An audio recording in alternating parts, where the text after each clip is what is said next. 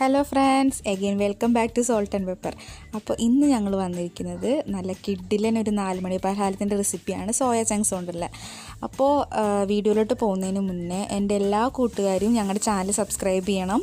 പിന്നെ തൊട്ടടുത്ത് കാണുന്ന ബെല്ലൈക്കൺ ഒന്ന് പ്രസ് ചെയ്തിട്ട് ഓൾ എന്നുള്ള ഓപ്ഷൻ കൊടുക്കുക. അപ്പോഴാണ് പുതിയ വീഡിയോസിന് നോട്ടിഫിക്കേഷൻ കിട്ടുള്ളൂ. അപ്പോൾ നമുക്ക് സ്റ്റാർട്ട് ചെയ്യാം അല്ലേ. അപ്പോൾ ഞാൻ സോയാ ബോൾസ് എടുത്തിട്ട് ഒരു 5 മിനിറ്റ് തിളച്ച വെള്ളത്തിൽ ഇട്ട് വെച്ചിട്ടുണ്ടായിരുന്നു.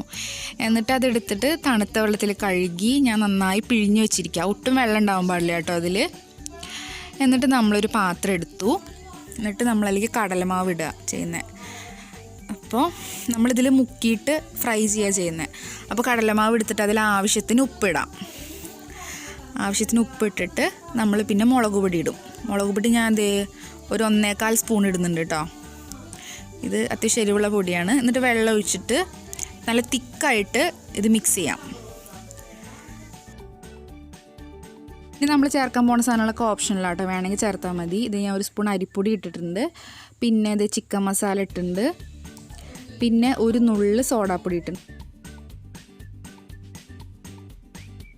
അപ്പോൾ ഈ ഒരു കൺസിസ്റ്റൻസി വരണം. എന്നിട്ട് നമുക്കൊരു 10 മിനിറ്റൊക്കെ റെസ്റ്റ് ചെയ്യാൻ വയ്ക്കാം.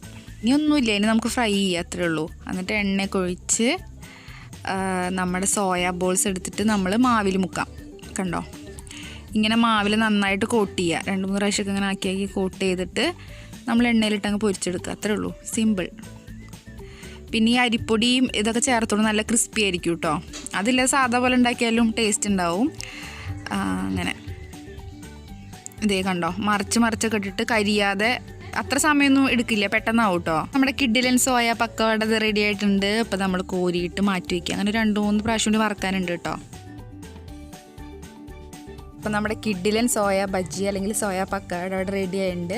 അപ്പോൾ ഞങ്ങൾ കൂടെ വെച്ചിരിക്കുന്നതാണ് ചമ്മന്തി. ഇത് വെറുതെ ഉള്ളി മുളക് കൂടി ഇട്ട് ചമ്മന്തിയാണ്. ഇതാണ് ഇതിന് നല്ല കോമ്പിനേഷൻ ആട്ടോ. ചായയും കൂടി കിട്ടിക്കഴിഞ്ഞാൽ ഉഷാറാണ്. അപ്പോൾ എല്ലാവരും ട്രൈ ചെയ്ത് നോക്കാം കേട്ടോ, വീട്ടിൽ എളുപ്പമല്ലേ.